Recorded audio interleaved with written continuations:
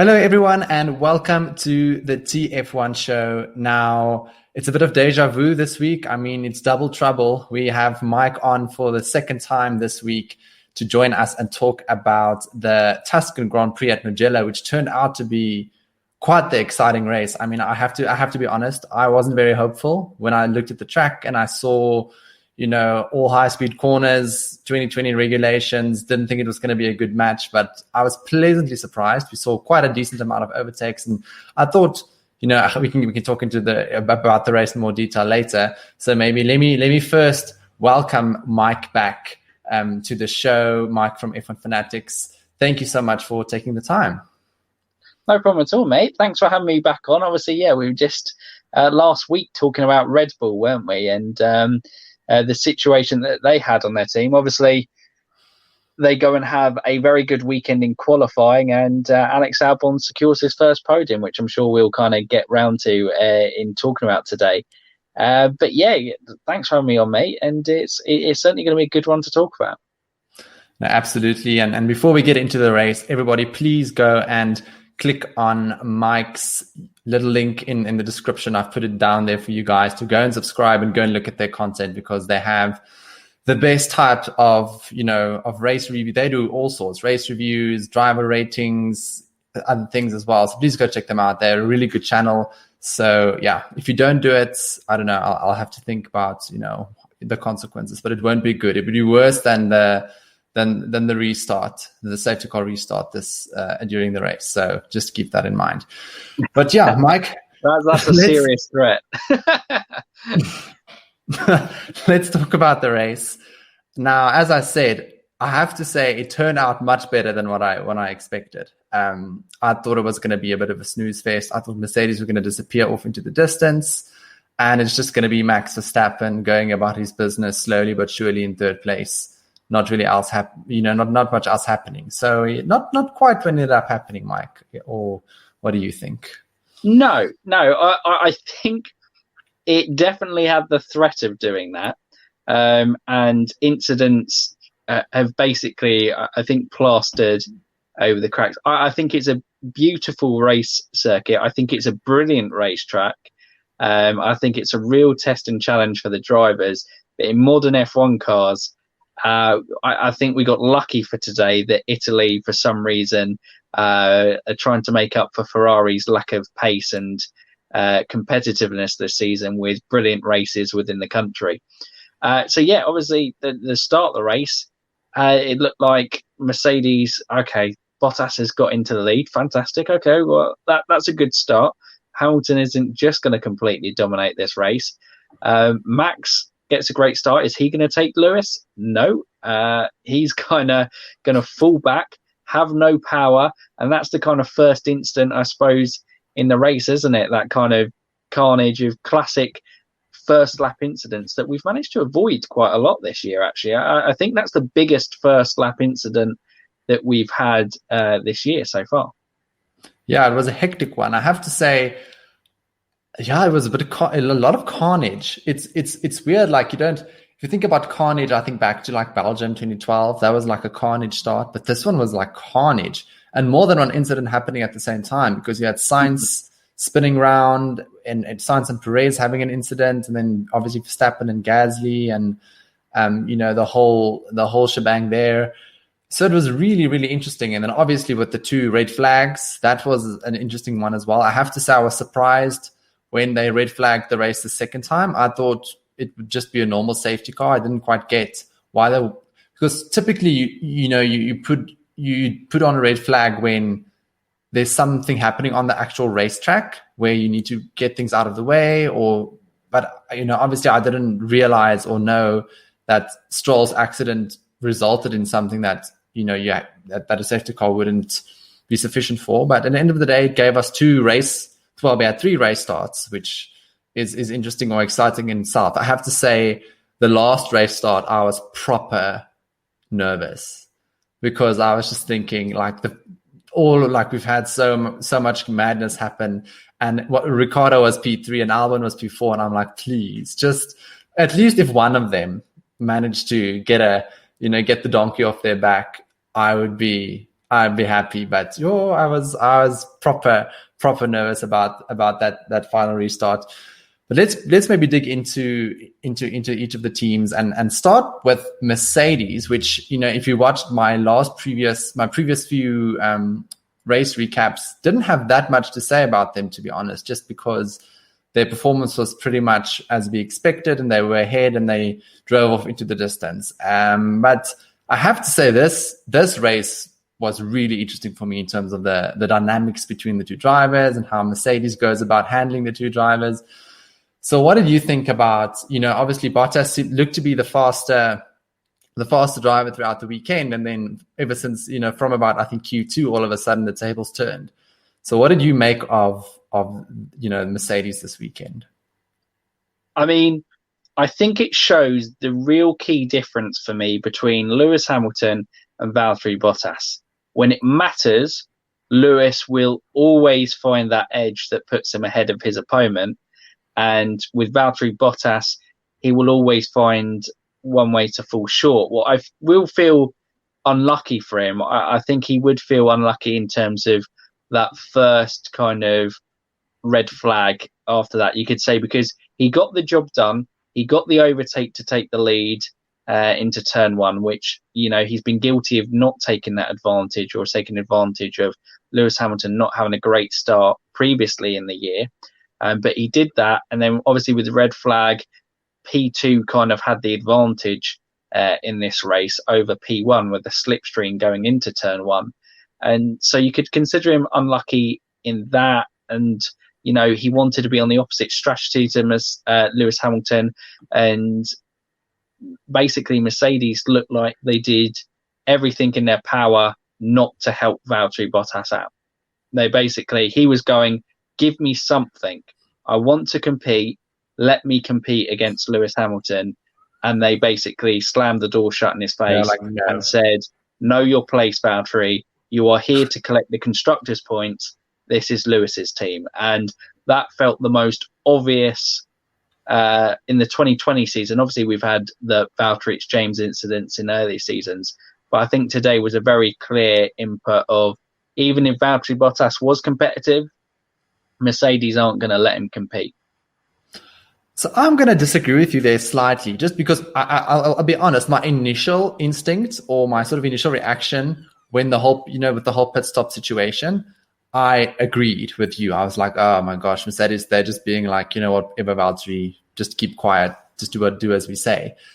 But then I realized, I think where he ran into trouble was because he ran out of tires so much quicker than what Hamilton did. Then he had to pit first. They essentially said, listen, or Valtteri basically made them understand that it's sort of critical, his tires, and he has to come in for a pit stop, which meant he had to go in first, where typically the lead car goes in first, and what that then meant was, so obviously they put Bottas on the hard tires. What that then meant was, let's say, for example, they had to put, I think they pitted Hamilton the next lap, right? Yeah. So if Hamilton came into the pits and Hamilton said, okay, who wants hard tires?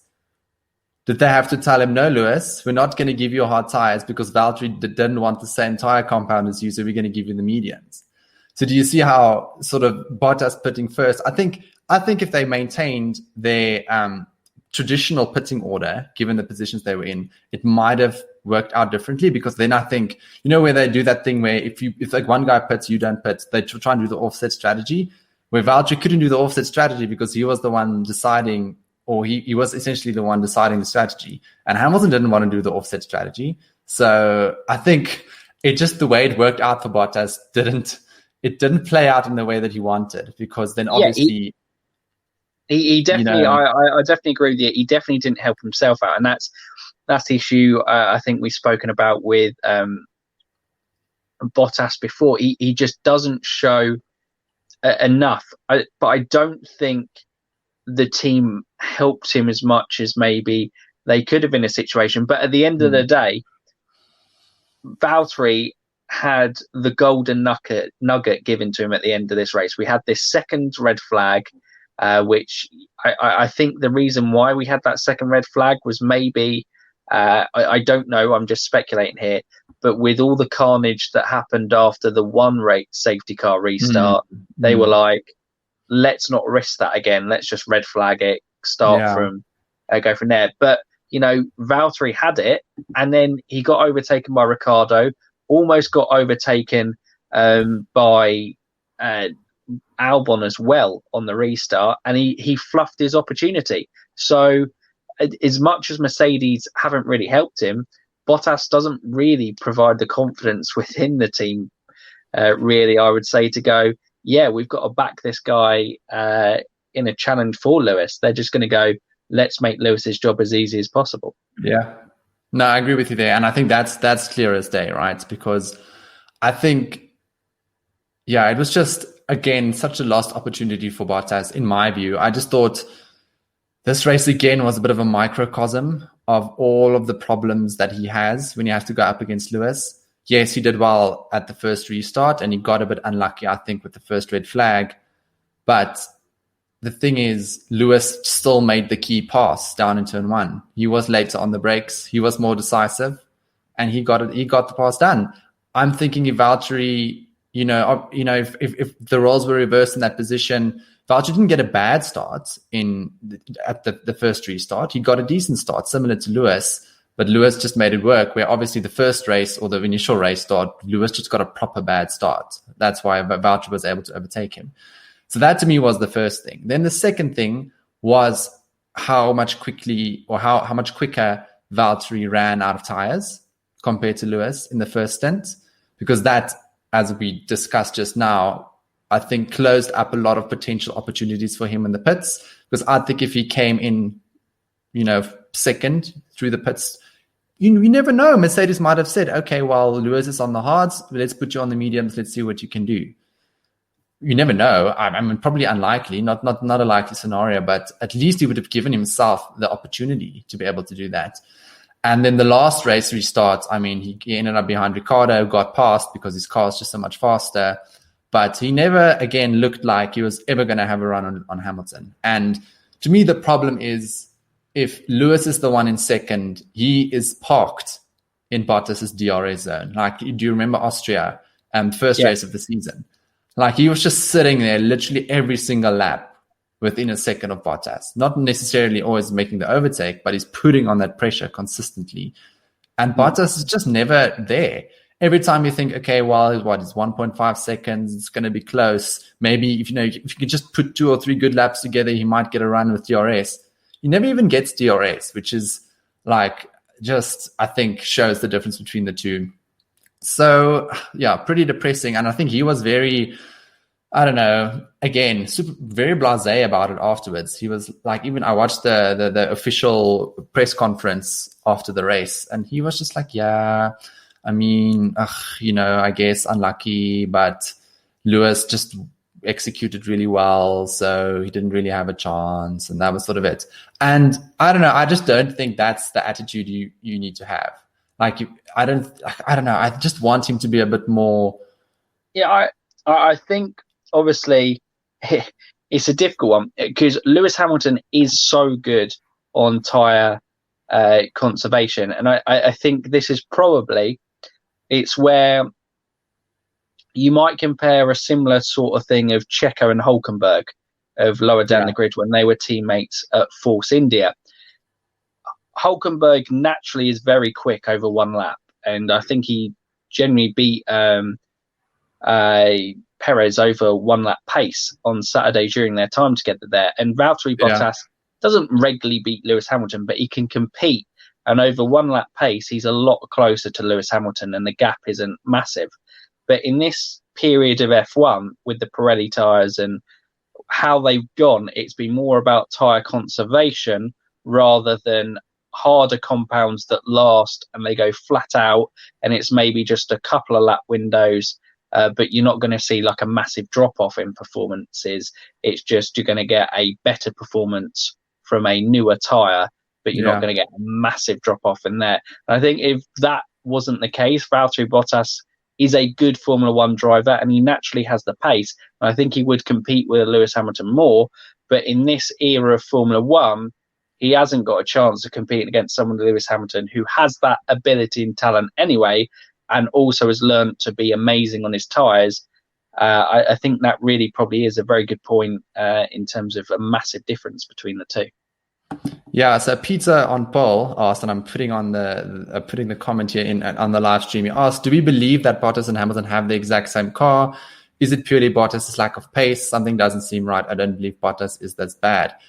I think, Mike, you've sort of partially answered the question already with, in qualifying, it's really, really close. Like somebody posted on Twitter yesterday, I think the gap between Bottas and Hamilton over the last 4 qualifying sessions was less than a tenth every time. So it's not like it's like, Lewis is completely bludgeoning Bottas on a Saturday. But Hamilton is literally, for me at the moment, a complete racing driver. If I had to think where his weakness is, really hard for me to think of anything. I think last year you could maybe argue qualifying he struggled with. I don't know if it was just the nature of the car he had, but this year his qualifying has been so incredibly strong, and in the race is as strong as ever as well. So good at managing all of the different aspects. And if you think about, I think Bottas is just, I think for me the big thing is as you said, Mike, is the tires. I think Hamilton manages to go quicker, and he is also not as hard on his tires. And Bottas did acknowledge that it's something that he needs to improve on. And I think he's trying to improve on it, but seems like it's not something that you just fix overnight. Obviously, I'm not really a professional driver, so I don't know the nuances or the intricacies of, corner exits and, managing throttle application and things like that. But seems like it's a really, really tough nut to crack. Something similar, maybe, Mike, and I'll give you opportunity to speak now as well. I don't know if you remember when it was Hamilton and Rosberg in 2014, 2015, but they always used to put up this graphic, I think just when that 100 kilogram fuel limit started, where they put up the graphic on how each driver is essentially using their fuel and how much fuel they have left at a specific point in time during the race. And Hamilton was always better on his fuel compared to Rosberg. Like, I couldn't understand it because he was going quicker than Rosberg and yet he was using less fuel. And I think this is a similar thing where obviously there's something in the way Hamilton drives the car that Bottas isn't able to do. I think it's just in the setup, in the way that he finds how to get that perfect balance there, because it's probably he's finding a way to upshift earlier and still maintaining that speed there, because it's usually I think being in the higher gears is usually good for fuel saving, and on the tyre ones, if you can obviously brake a little bit earlier into corners and go from there. And I think you summed it up perfectly in terms of it's Hamilton's race management that is just so superior to everyone else in terms of he's so good at managing gaps. And that's something that I think he's massively learned from Niki Lauda at his time at Mercedes. Because I would say at McLaren, he didn't have this in his locker. I would say if you would go back and go look at the stats there, if we had the type of information there, I'd say, it would be nowhere near what Hamilton is. But that's what happens. You develop and you improve as a racing driver. And for Valtteri Bottas, in answer to Pete on polls, I don't know whether they have different parts on the car. I'd imagine so, because most teams do, because they're always trying things. They're always trying updates. Some things suit drivers a little bit different. Updates on there. I know Mercedes give off the perception that it's pretty even, but I think there is a pretty clear number 2 status within that team for Valtteri Bottas. He very much understands the role. And there's a reason why Lewis Hamilton is so comfortable and so happy with Valtteri Bottas as his teammate, and that is because he knows he doesn't challenge him. So that there must be a reason for that, because Valtteri Bottas is a good racing driver. But for whatever reason, I mean, it's not a hard one because Lewis Hamilton has beaten the majority of his teammates over his career. But yeah, he just feels he has Bottas in his pocket, and Bottas can't find an answer to that. And he's not a bad racing driver, but is he part of that elite bracket? I think we've very clearly seen over the past 4 years that he isn't in that bracket. And today is another example of top drivers always find a way, and Valtteri Bottas never tends to find a way. 100%. I think a good note to close off our discussion on Mercedes. So let's talk about Red Bull. Now, before we talk, obviously, about the momentous event during the race or at the end of the race, I'm just going to do a quick plug. Mike and I actually have quite an extensive discussion on Red Bull that you can go find on my channel, the previous episode that I released. So if you want to hear our thoughts on Red Bull and what the hell is happening there, go and listen to that episode. So we won't waste too much of your time during this discussion. In a nutshell, I think I tweeted about it earlier this weekend, I think during FP3, where I just find it so funny. Paul Di Resta, for some reason, he just becomes so happy when Verstappen seems like he's going to be challenging Mercedes. And I think sort of during practice, it looked like it's going to be pretty close. And I was just sitting there going, like, the cynic in me, I was like, no, Paul, like, don't mislead people like this, because you know this is not what's going to happen. Like, and again, and like we saw what happened during qualifying, right? Half a tenth between Hamilton and Verstappen. So I think that's just going to continue for the rest of the year, bar extraordinary circumstances. So Red Bull, very much, I think, the second best car on the grid. And not much else to say. Obviously, a disappointing one for Verstappen. Had some sort of power unit trouble. Don't really know what happened, but he just lost power when he got a good getaway, surprisingly good start, but then just had no sort of in that second phase of the getaway, didn't have the same power. Got caught up in the inevitable midfield scramble and traffic. Got hit from behind by Kimi Raikkonen, and that was his race done. So what did you think about Max's weekend? It's Max's standard weekend. He is comfortably above the rest because Charles Leclerc isn't in a car that can prove his ability, who is quietly again does amazing performances in a horrid car. But Max is just brilliant, and we know how brilliant Max Verstappen is. He's a talent. He is the closest one who can challenge in that second best car on the grid, Red Bull. And the Red Bull car was very good this weekend. It was one of its strongest weekends, and it is improving, and it is getting closer to Mercedes. But the problem is Mercedes then improve, and the gap, every time Red Bull seem to get a bit closer, Mercedes find something else, and they improve, and they find an extra. They brought a new front wing. I didn't realize that Mercedes actually brought upgrades to this track. Yeah. So I think that sort of, I guess, explains the difference. Now, let's talk about my sweet summer child, Alex Albon. I was so pleased for him. My heart was in my chest. I kept, like, after the previous two times with the Hamilton incidents, I kept thinking, like, I'm not going to stop worrying until he crosses that line in third place. Even on the last lap, I was expecting like him having a spin, or I don't know, him getting a puncture. I just was expecting the worst. So when he did get that podium, I was just pleased for him because, even from a racing driver aside, I think the pressure that he's been under from the press, from us, from people like you, Mike, I think it must have felt good to at least, do some sort of a redemptive drive.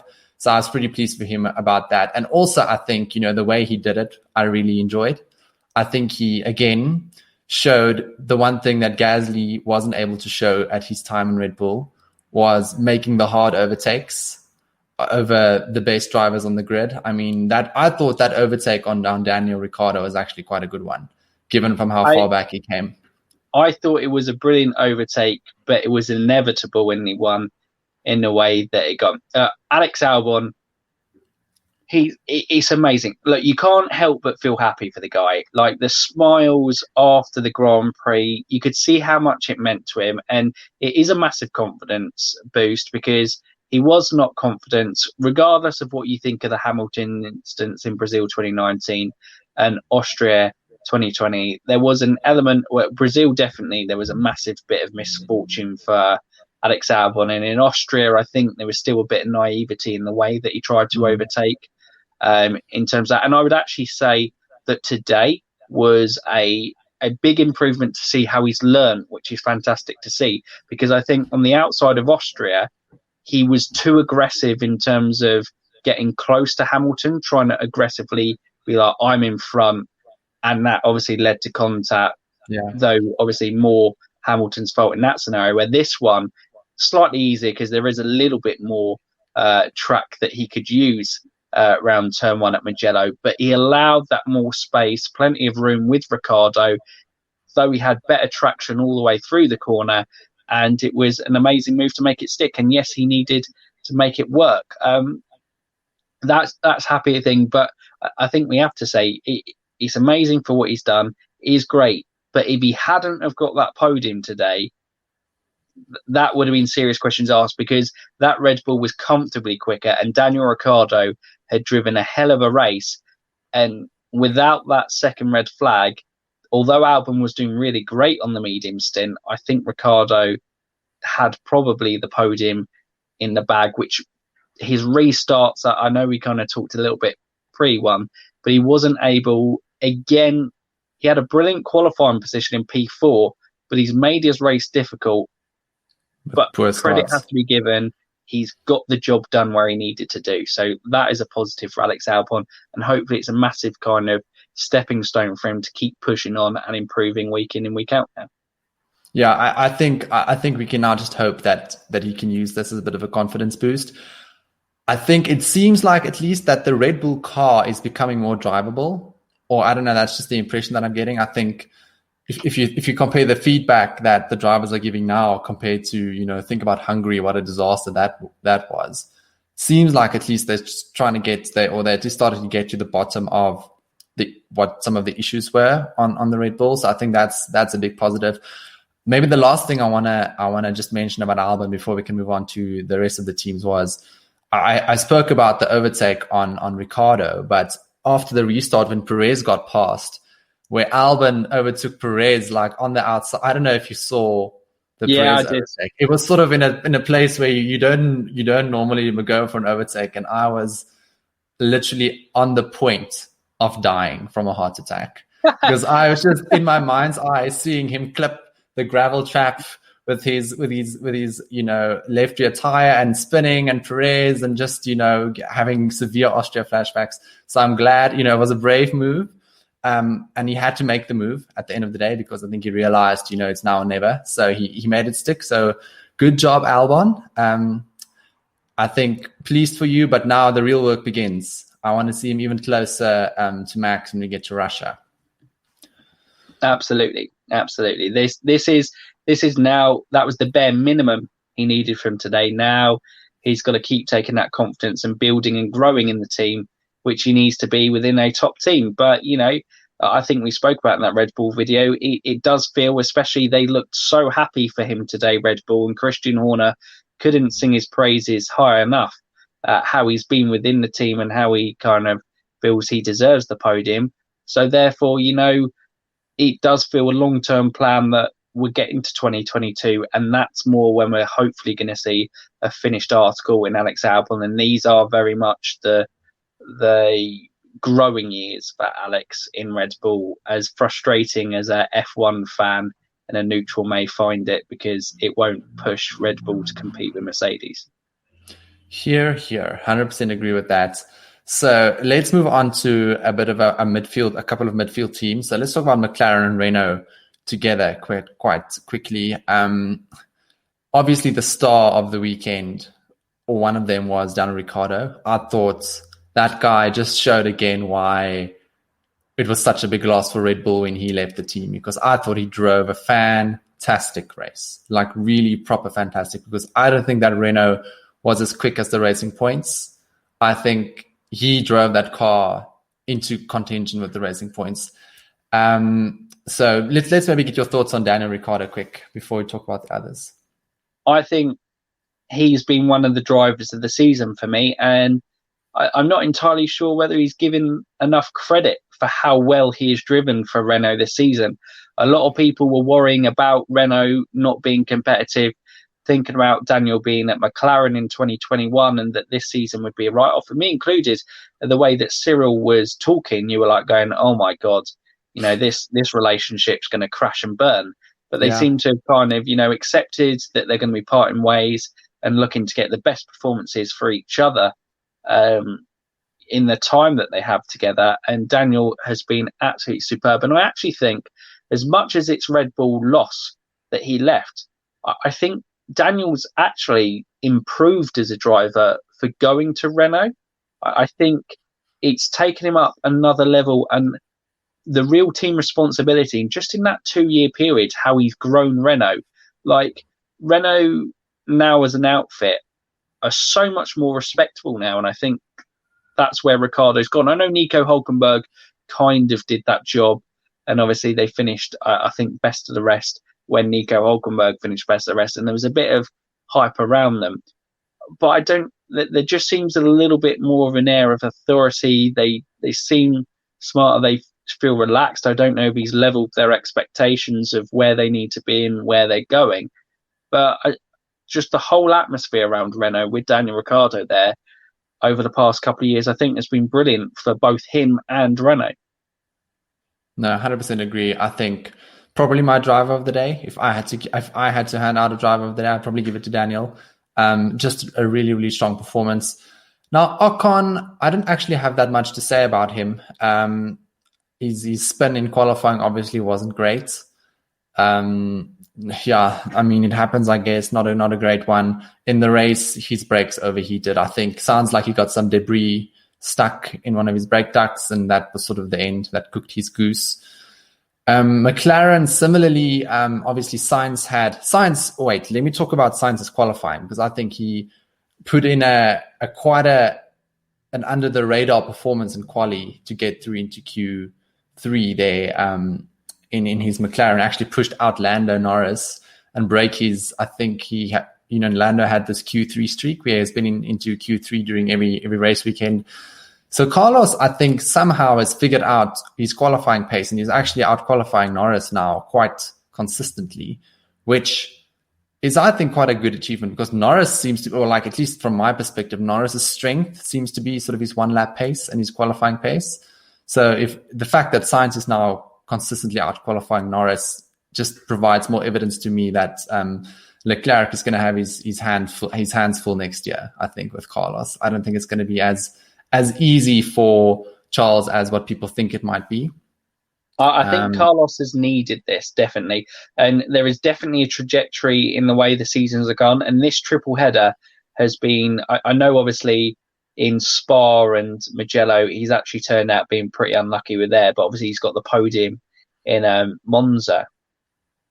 But I'd say Carlos now seems to, after a bit of a stumbling start, found his feet in qualifying, especially, as it's never really, I think, been a massive strength of Carlos. I think his racecraft and managing results has been much more suited to him, but he's now looking a more complete race driver, and he's unfortunately not necessarily getting the results that he would want going into Ferrari. I mean, I know he got a P2 last weekend, and so getting a podium in a McLaren is a huge result. But, consistency-wise, that's his big thing, and it hasn't quite fallen into place for him this year. But, yeah, this weekend, that qualifying performance was really good, and, a little bit unlucky in the kind of start. His race start was amazing. I don't know, they showed an onboard of Carlos's start, and he started from P9.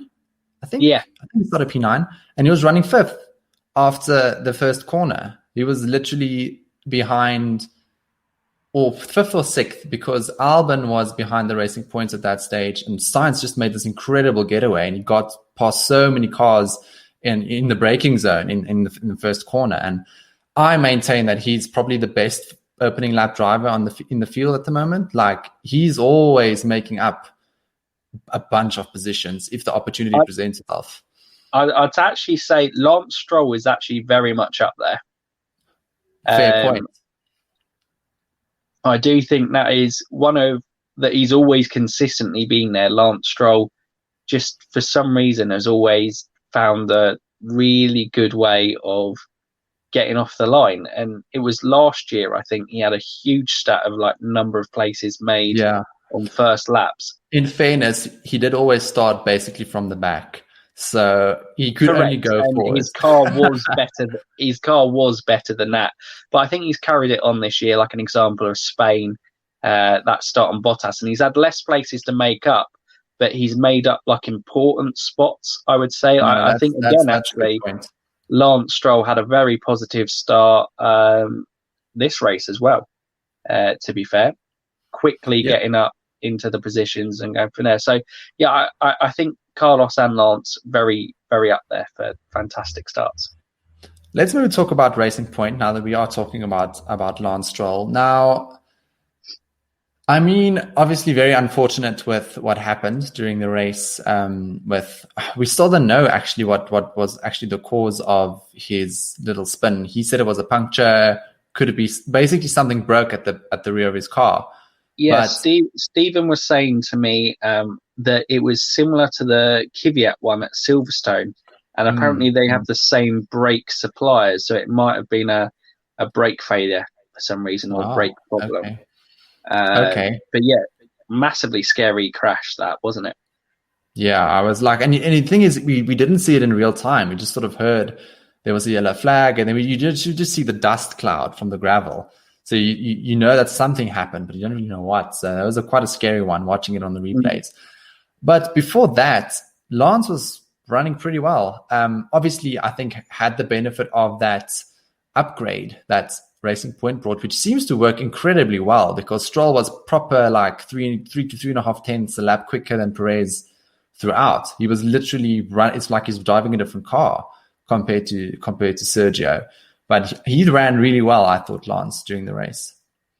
I thought he drove, again, a very strong race. I think I was listening to the Otmar interview, and they brought an upgrade this weekend. And that was meant to be 2 to 3 tenths. And I don't think Perez was running that.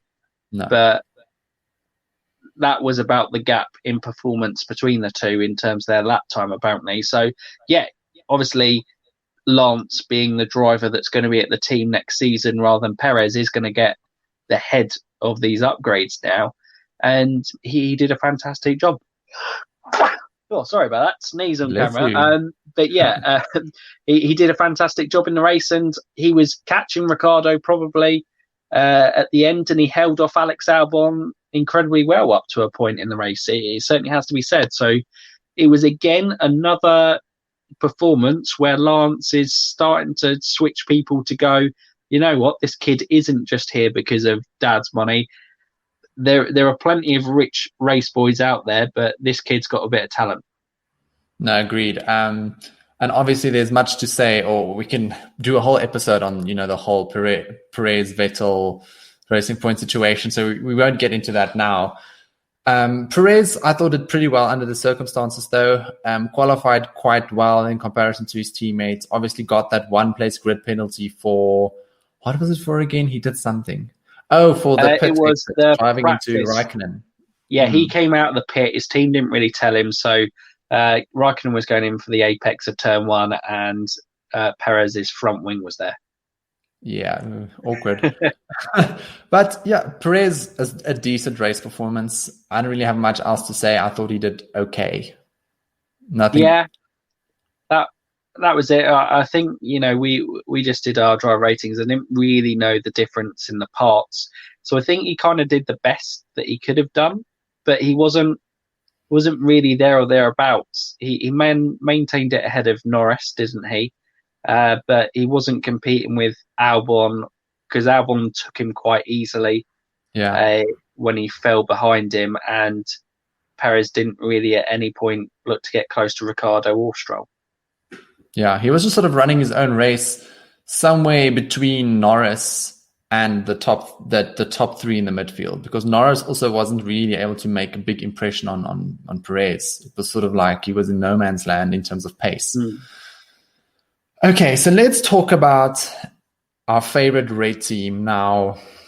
Much fanfare, much extravaganza. We saw interpretive dance last night for their 1000th celebrations. That was a sight to behold, I have to say. Oh, absolutely. And we now understand, the flamboyancy on their strategies, because, we have that. That's why they've got plan A, B, C, D, Z, Y, Q, P, whatever.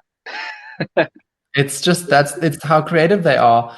And also, I realized when I was watching this last night why the Ferraris are so slow, because evidently the majority of their race budgets go into firstly organizing launch parties for their car, and then secondly for commemorative events in town squares. So that's, I guess, the reason why the Ferrari is so slow this year, because they haven't really spent their money on the car. They've spent it on... Of course, mate.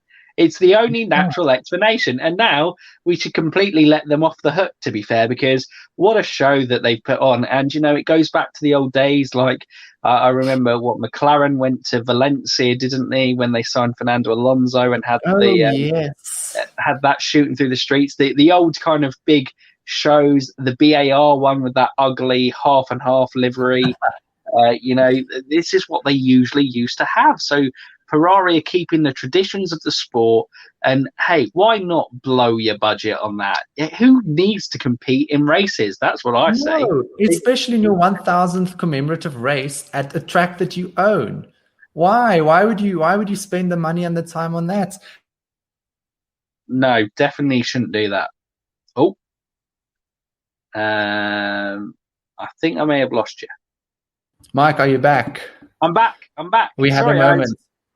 You froze, but I don't know if I froze or whatever. Both of us froze, but it's fine. We're fine. We're back. We put people on the suspense of what we are to expect from Ferrari. Yes. And I was basically saying that they were dreadful today, like proper bad. I have to say, for the 2020 season, they got a double points finish. That's pretty good. They were 9th or 8th and 10th out of 11 drivers. Literally, the only car behind them was George Russell, and he shouldn't have even been behind. I think you're being incredibly harsh here. Well, I mean, what a performance in their 1,000. Double points. At one point, Leclerc was running in the podium positions, and you know he had the best. He actually had the best race start. You know, he managed to go up to P3. So, you know, not this Carlos Sainz business. No, it's Charles Leclerc podium position. If only the race was red flagged at that stage, and Charles Leclerc, we just stopped that. We completed the laps. No, but it has to be more than 25%, doesn't it, for it to constitute? He was buggered then. Yeah, no.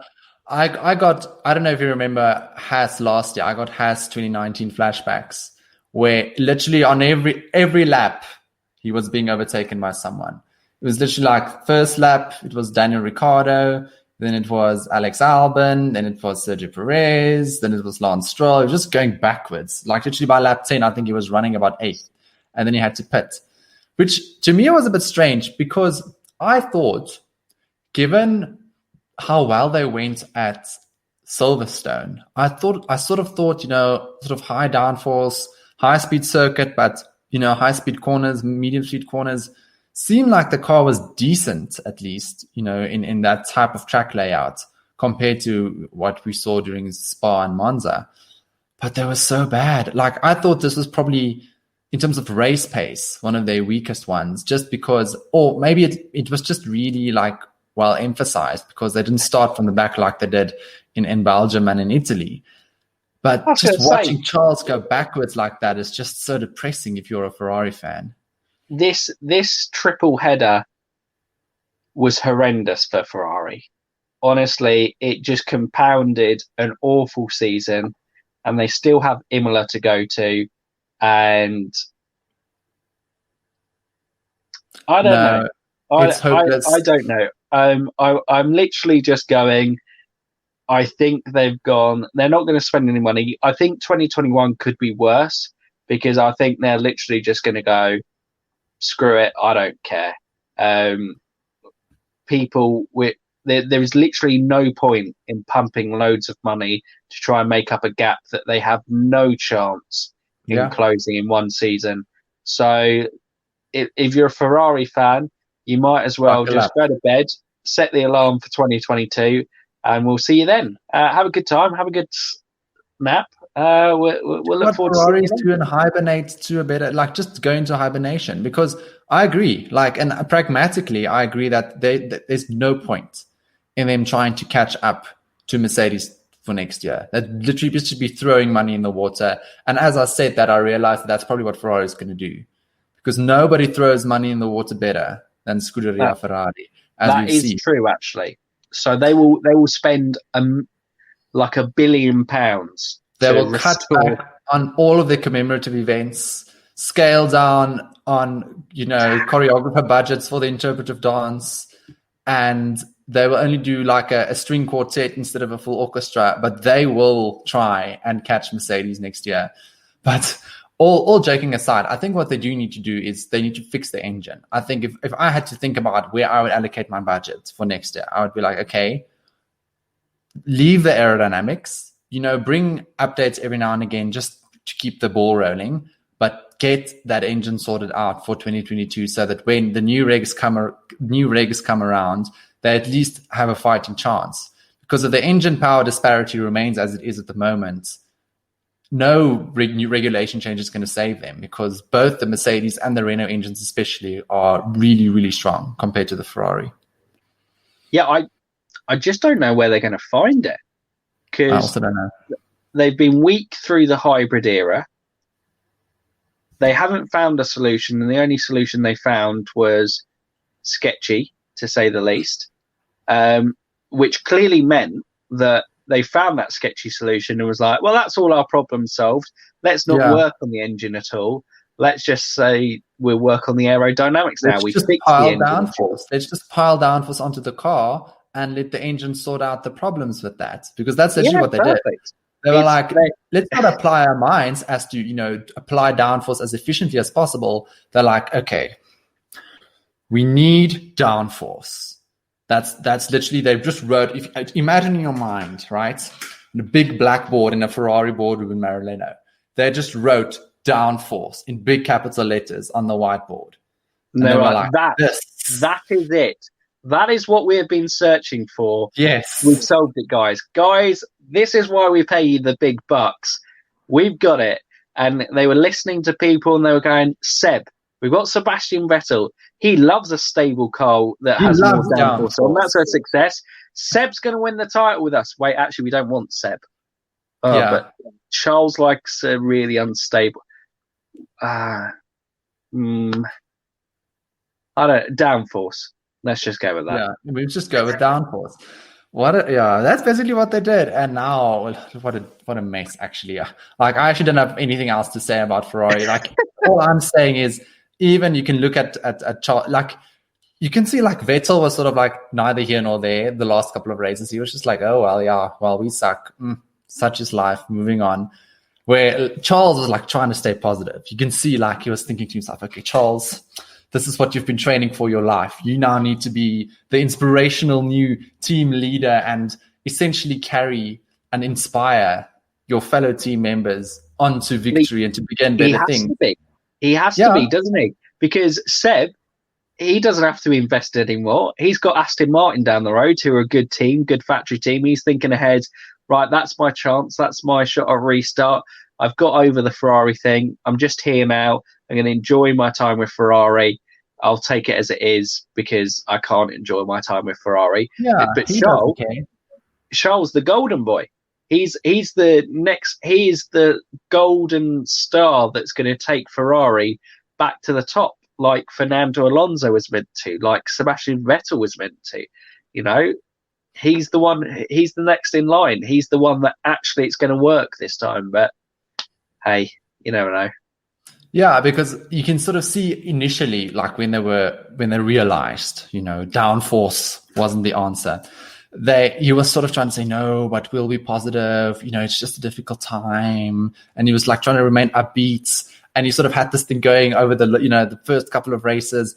But after this race, he was just like, no, guys, we are so slow. Like, you can just see even he was starting to get fed up with what was happening, and like he was getting frustrated.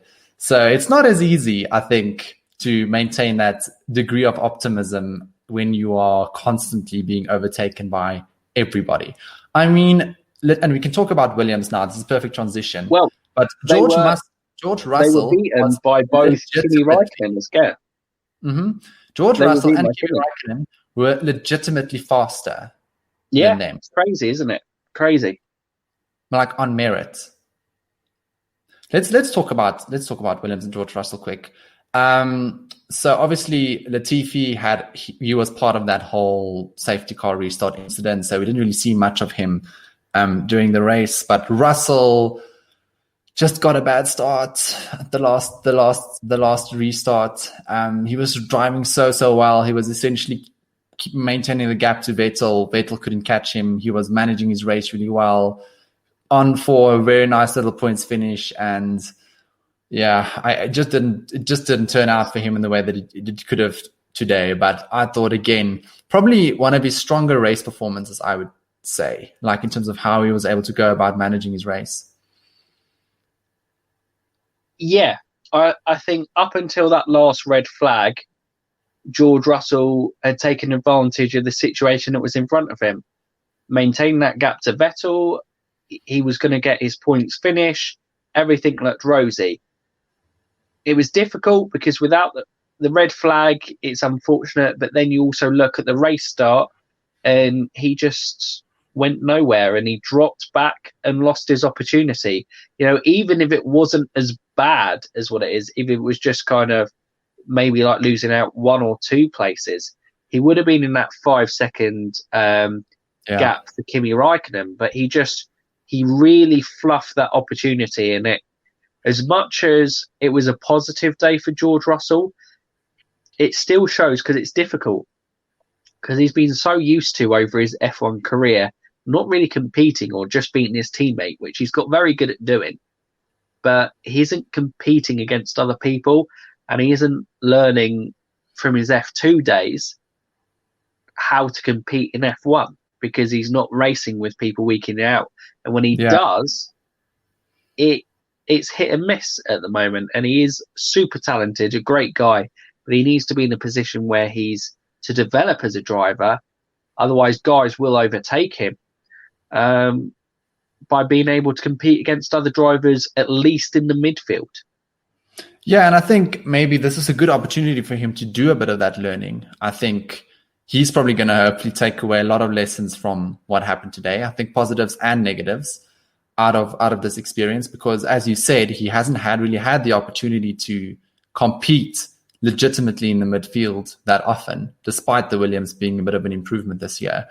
So, and I guess that's probably the biggest argument as to why Mercedes hasn't promoted him yet. Because as you said, there are definitely still development areas in his driving and in the way he goes about his racing. So it's interesting and at least positive, I feel, firstly, that he did put in, despite the fluffed start, a good race performance in terms of management, in terms of staying out of trouble, in terms of maximizing what he was able to maximize. Yeah. No, absolutely. And he just didn't quite do that today. But I think Williams, it's another tough season. It's transitioning, especially now in the new era, away from, might be sneezing, we're good. With Claire and Frank, obviously with the new people as well. George knows that he's got another season there. At the very least, George has learned how to lead a team and lead a team to develop. And if it's, like we said with Daniel Ricciardo earlier in the episode, how he's developed Renault, you've seen George has been a shining light in that Williams team in driving them to be better. And I think that's invaluable experience that is only going to help him later on in his career. 100%. So before we move on to our final segment on the show, let's quickly touch on the last 3 teams that were a bit anonymous, I guess, except for Kimi Raikkonen. But, you know, the Alfa Romeo, AlphaTauri, and Haas. Kimi Raikkonen, another deceivingly good performance, I thought. So obviously, he was very much he was a magnet for incidents, I felt, this weekend. Like, everything sort of had Kimi Raikkonen around it. Like that first incident with Verstappen, Raikkonen was the one that rear-ended him, got a nose change. Then he got the penalty, and he was involved with the pile-up The restart as well, was able to sort of take avoiding action there. So not a bad job for Kimi, despite everything that happened. Well, considering that he basically, I think, was involved in that incident with Verstappen, and I think he was dead last, or Vettel might have been slightly ahead of him. He was in the last two, basically, and then came back. I know, obviously, we've had a lot of retirees in the race, but he still finished ahead of both Ferraris, and only with that kind of silly 5-second penalty that was a bit frustrating that he picked up. Yeah, it was. Kimi just seems to find a way of keep performing, and this triple header has been fantastic for Kimi Raikkonen, considering how bad that Alpha car is. And obviously Alpha coming out in the press saying that Kimi is their first pick for 2021. So if he's not retiring, we've got Kimi still on the grid, which I think is fantastic because his talent is still clear and there to see. Yeah, I agree. I was ready to be like, okay, now let's just get Kimi out the door, because he didn't look like he was having a nice time. And then Spa happened and it was really good performance. Monza was a really good performance. And now Mugello, a really strong performance from him again. So, I mean, yeah, I could do another year of Kimi if it comes to that. So Giovinazzi, literally, Mike, I have nothing to say. Literally, I have nothing. Like, I saw or took note of him once during the whole weekend. And that was when they showed his onboard with the restart. Literally, Giovinazzi did not appear on my radar. Similarly, Kevin Magnussen and Roman Grosjean, incidentally. But I don't know if you have specific thoughts on Giovinazzi. And Giovinazzi will not be in F1 next season. I can 100% understand that, and I think that's right, because Giovinazzi he's not risen to the occasion. And if you look at the Ferrari juniors, because Giovinazzi is theoretically in the Ferrari junior seat, right? He's essentially like the Ferrari development driver. Mick Schumacher is coming. Mick Schumacher is leading the F2 championship at the moment. So I think the fact that he's essentially in the fight for the championship already means that he's going to be odds on have a drive next year. And if Alpha is saying that they want Kimi next year, a Kimi and a Schumacher lineup at Alfa Romeo seems plausible. It looks good. Look, Giovinazzi, he's in that unfortunate position where he was improving at the back end of last year, but bad cars can make good drivers look bad and lose reputation really quickly. And I feel unlucky for Giovinazzi because, especially at his age, he has a very short window to impress in Formula One. A bit like Stoffel Van Dorn in terms of how he was late to F1. I think Giovinazzi is a very quick driver.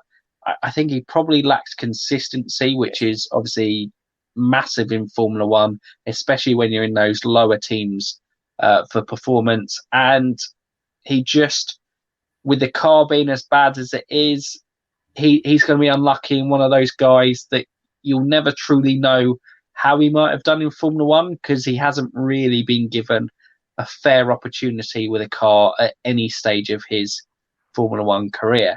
But at the same time, he just hasn't found a way. So, yeah, it's unlucky. Mick Schumacher's knocking on the door, and I think, yeah, Mick Schumacher will be the one in that Alfa Romeo seat now for the 2021 season. Agree. Okay, let's talk about Haas, but like just for 30 seconds, except if you have incredibly strong emotions about either Roman Grosjean or Kevin Magnussen. But they, again, like, I don't know if it's a good or a bad thing, because obviously last year they were talked about so often, but for all of the wrong reasons. Where this year they're sort of flying under the radar and just going about their business, remaining very anonymous, which I think is maybe a positive. But the consequence of that is I really don't have anything to say about Haas or what they've been doing. So Grosjean, I think Magnussen is the unluckiest guy in the F1 2020 season. I think more than Carlos. I think Carlos. No. More than Carlos. everything seems to be, if something can go wrong for Kevin Magnussen this year, it's going wrong for him. And Romain Grosjean, I actually think he had a very good race. I know that sounds stupid because he's finished dead last, but he had damage on his car. He had a brilliant restart at the last red flag, moving up into, I think, as high as P8. Mm-hmm. He did a fantastic overtake on Charles Leclerc somewhere midway through the race. It was brilliant. He was fighting wheel to wheel. I think him and Kimi, got in an unfortunate instant. Grosjean they were going side by side, and I think that might have been where the damage came to Romain Grosjean during the race on his front wing. But I thought that would have been maybe fixed on the red flag. But I don't know. He seemed to have issues with his car because he dropped off so much after gaining those positions after the last laps. Like, I think he was maybe 7 or 8 seconds behind George Russell come the end. So he clearly had an issue. But as much as we've been critical of Romain Grosjean, I actually think these last 3 races, he's been pretty decent and proves that he's still got talent. Agreed. I think he's been acceptable. I wouldn't say he's knocked it out of the park, but he's at least not. I think it's hard to do so in that Haas car. True. Although I feel like if you had to identify and knock it out of the park performance in a Haas this year, it would have gone to Magnussen in Hungary, because I thought that was a pretty knock it out of the park performance. But absolutely. I don't think Grosjean has put in that level of performance yet, where he was proper I think he was unlucky because I think he could have in Hungary, but it always gets overlooked. Alex Albon he was hit by Albon. I remember now. I remember he was hit by Albon. That's when he was doing that overtake. Albon just threw it up the inside and just took out Grosjean's front wing, essentially, or damaged him. And everyone was like, great, bold overtake. And I'm like, you can't just put your car in a place. That reminds me of a video game overtake where you don't really care. You're just like, if I make contact, to make contact. Yeah, dive bomb. Try it out, see what happens. But yeah, I think Grosjean, he's been aggressive defending at times, but I don't think he's had an awful season. No, I think that's fair. I think that's a fair assessment. All right, so we have now spoken about all of the teams. Oh, we haven't spoken about all the teams. AlphaTauri, yes. Now, poor Gasly had a bit of a, let's say, a bit of a coming back down to earth moment. I feel this race weekend, getting knocked out of Q1 and then being taken out on the first lap in that weird incident with Max and the Alfa Romeos. So, yeah, I mean, he was looking pretty good during practice, though. Like, he was still looking like he had decent pace. But I think just the AlphaTauri car maybe wasn't quite where they wanted it to be compared to, Spa and Monza. I think just right off, bad weekend. Didn't really fall into place in the meaningful sessions. Could have probably backed out a little bit earlier in the incident that he did retire, but you don't actually blame him. It's turn 1. It's one of those racing instances happen. He was one of the unlucky guys to get caught in it and was out the race. Yeah, fair assessment. Kvyat, I thought this was a sneaky, decent weekend for him, actually. He was running relatively high up the order from early on in the race. I think he capitalized on all of the mayhem, but he was already ahead of the whole Verstappen Alfa Romeo situation. He was running decently high up already in the points. There's actually a suspicion, or people are saying that they think he might have been the ultimate cause of the whole restart pileup, where he accelerated and decelerated, and that basically caused the chain reaction that followed. So I guess we'll see whether he does get some sort of penalty or some sort of consequence for that. But other than that, I thought he drove a bit of an anonymous race, but a perfectly decent one. I think Kvyat has quietly gone under the radar all season in the fact that he's probably put the AlphaTauri where it should be, but Pierre Gasly has put in so many standout performances and obviously one of the drivers of the season that it makes Kvyat look awful, where Gasly's taken out of the scenario and you actually then notice, he's the one AlphaTauri in the race, so you kind of notice his position and go, well, actually, that's a pretty good race performance, finishing in P7 for him. And he just puts the car, it's not exceptional, but he just puts it where he needs to be. Yeah, 100%. Agreed. Okay, sure. Well, that's AlphaTauri. Got that out of the way. Nice and succinct. So let's move on to, Mike, the last little segment that we do on these race review podcasts, and that is the Tf1 Awards. Now, I've said many times that, this is probably the most illustrious award in the world of motorsports. You get your Triple Crowns, you get your Autosport Awards, the FIA prize giving at the end of the year, but not really, I feel, the same level of achievement that... This is the big one. This is the big one. If you think, Alex Albon got his first podium, wait until Alex Albon gets his first TF1 award. Then you're really going to see... You're going to see things happen for him in his career. But let's maybe think about our first award, and that's the Pastor Maldonado Award for most dunderheaded deed over the weekend. So who do you think could be candidates for that? There wasn't, in my view, there wasn't a standout one, but let's see if I forgot one or two that you can maybe think about.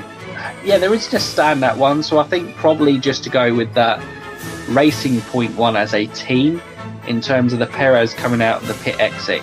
Someone really should have been telling him that Kimi was coming along, caused an avoidable incident, in practice. It just screwed up their little practice session there because Perez had to come around in pits. Stuffed up Kimi, who, like you said, was a magnet for incidents this weekend, apparently. And, so that was probably that seemed quite an avoidable... That was the most avoidable incident this weekend. And, that's why it's probably the stupidest. I'd agree with that. I think maybe my nomination I put forward is Ocon's spin in qualifying. I think he just overcooked it. I think he was too eager to put in a really strong lap, and he pushed it too far, and that ruined his qualifying and everybody else's that was behind him.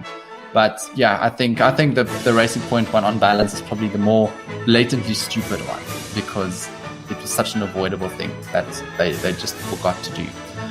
Alrighty, so next one is the Lewis Hamilton #Blessed Award for luckiest driver. Who do you think? Luckiest. Look, you're not gonna like it. No. Okay, I know what you're gonna say, but it's fine. I can take it. It takes nothing away, because you have to be able to take advantage of those situations. But he had the second best car of the race. Alex Albon's podium ahead of Daniel Ricciardo and Lance Stroll. If Lance Stroll's brakes don't fail in him, I don't know if Albon goes through and commits. He might still have, and then obviously it wouldn't. But the red flag massively helped him, because the car was massively quicker than the Renault, and it was easy from the restart. So he was probably lucky in that. Yeah, I feel bad saying it, because I don't want to take away from his moment, because it's brilliant. It's still fantastic. He still had to go and get the job done. I don't want to make you cry, Tinus. You ruined it for me. The red flag I massively agree. Helped him. I agree. Peter on pole, I see what you're writing there, and just be careful is all I'm saying. This is what he wrote for the ladies and gentlemen that can't see. This is what he said, Alex Albon, luckiest driver. Not true. But I feel, though, his bad race start cancelled out his luck on the red flag, because he essentially had to do it all over again. He had to first overtake Perez and then overtake Ricciardo. I mean, but fine. When you're in the quicker car. Yes. Technicalities. I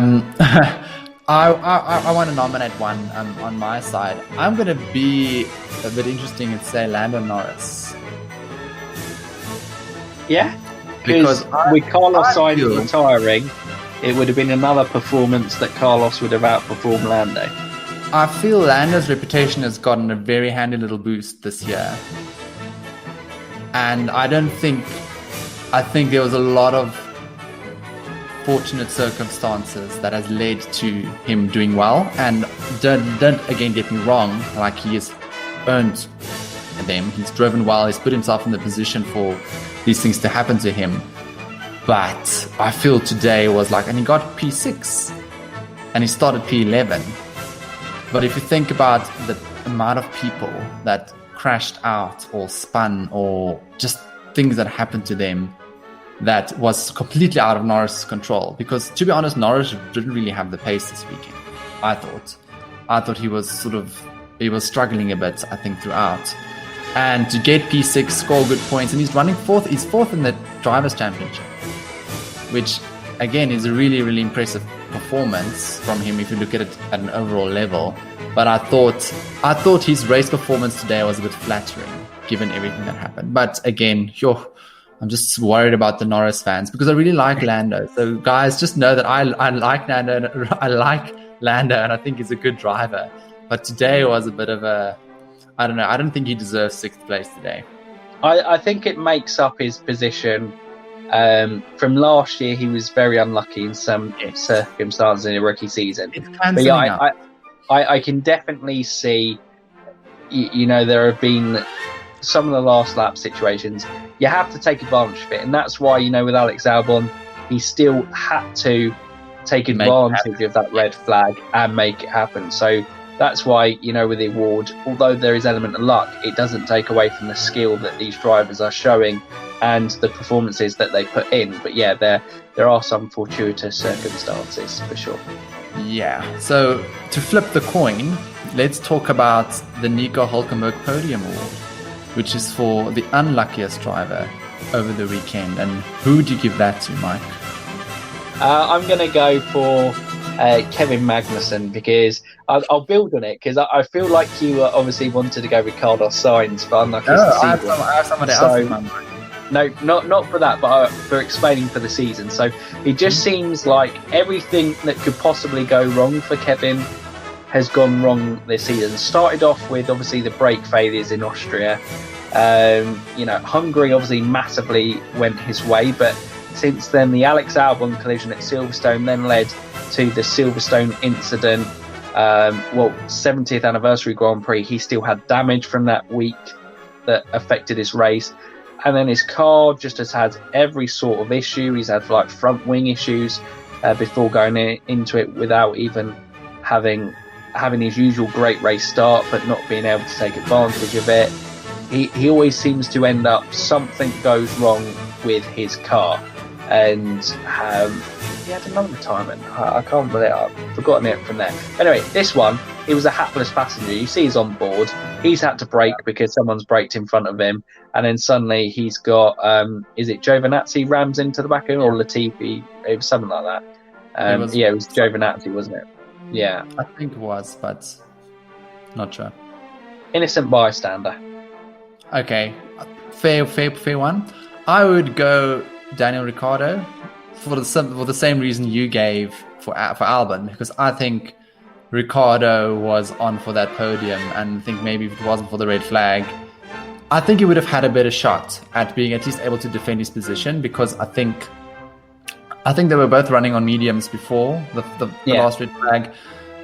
They were sort of lapping similar pace. It sounded like Albon was managing a bit, sort of trying to build up to making a last push at the end of the race to try and get Ricciardo. But I just think that maybe the pace differential might have been slightly smaller on the mediums at that point in the race compared to what it was on the new tires, low fuel, like sort of sprint to the finish.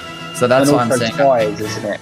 Tyres would have been a massive issue, because I think Ricciardo's very good on his tyres, and Albon hasn't necessarily been the best on his tyres. He has.